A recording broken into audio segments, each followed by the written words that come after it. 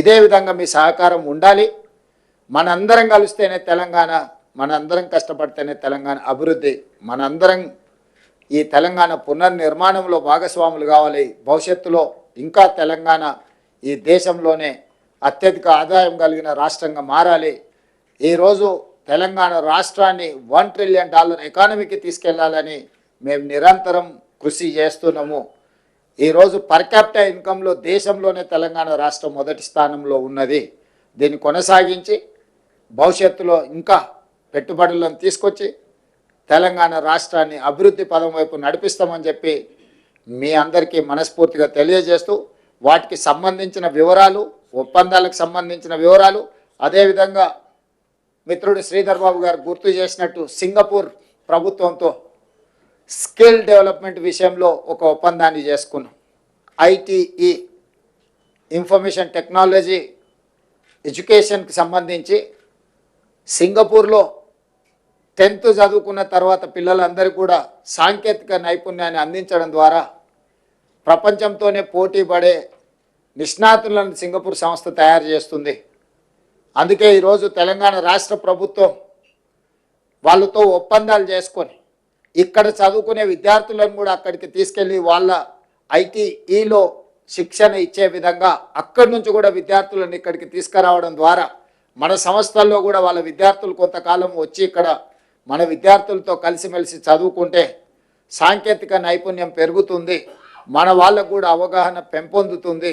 తద్వారా ఎంతో లక్షలాది మంది ఈ తెలంగాణ రాష్ట్రంలో సాంకేతిక నైపుణ్యం లేక నిరుద్యోగులుగా ఉన్నారో వాళ్ళందరికీ ఉద్యోగ ఉపాధి అవకాశాలు కల్పించడానికి సింగపూర్ రాష్ట్ర ప్రభుత్వ ఆధ్వర్యంలో నడుస్తున్న ఐటీతో కూడా తెలంగాణ రాష్ట్ర ప్రభుత్వం ఒప్పందాలు చేసుకోవడం జరిగింది.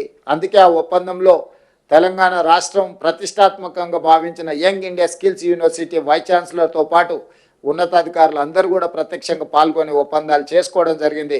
సింగపూర్ రాష్ట్ర ప్రభుత్వానికి సంబంధించిన మంత్రులతో చర్చించడం, సాంకేతిక నైపుణ్యాన్ని ఇచ్చిపుచ్చుకోవడం ద్వారా మనము సింగపూర్ ప్రభుత్వం కలిసి పనిచేయాలని కూడా ఒక ఒప్పందానికి వచ్చినాం.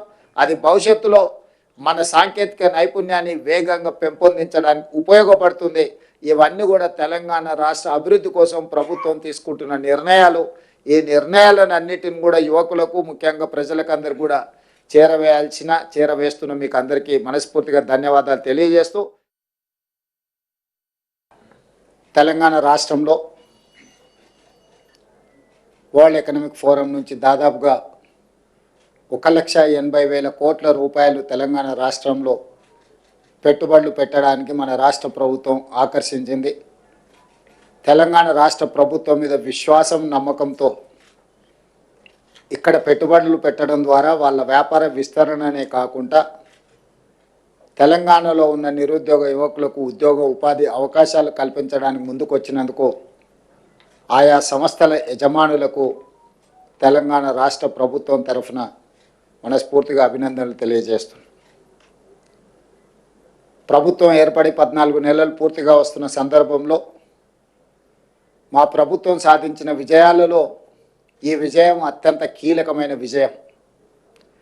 తెలంగాణ రాష్ట్ర ప్రభుత్వం మీద, హైదరాబాద్ నగరంలో పెట్టుబడుల మీద అపోహలు, అనుమానాలు సృష్టిస్తూ వాళ్ళ అనుచరులతో లేదా వాళ్ళ దగ్గర ఉన్న అక్రమ నిధులతో విష ప్రచారం చేయడం ద్వారా తెలంగాణ ఆర్థిక వ్యవస్థ మూలాలను దెబ్బతీయాలని కొంతమంది కుట్రలు చేస్తుంటే, ఈ కుట్రలను తిప్పికొట్టడం ద్వారా తెలంగాణ రాష్ట్రంలో మేము పెట్టుబడులు పెడతాం, తెలంగాణ రాష్ట్ర ప్రభుత్వం మీద మాకు సంపూర్ణమైన విశ్వాసం ఉన్నదని ప్రపంచ దిగ్గజాల యజమానులు, ప్రపంచ దిగ్గజాలైన కంపెనీలు మన రాష్ట్రంలో పెట్టుబడులు పెట్టి ఈ పెట్టుబడుల ద్వారా వేలాది ఉద్యోగాలు, ఉపాధి అవకాశాలు కల్పించడానికి ముందుకు వచ్చినారు.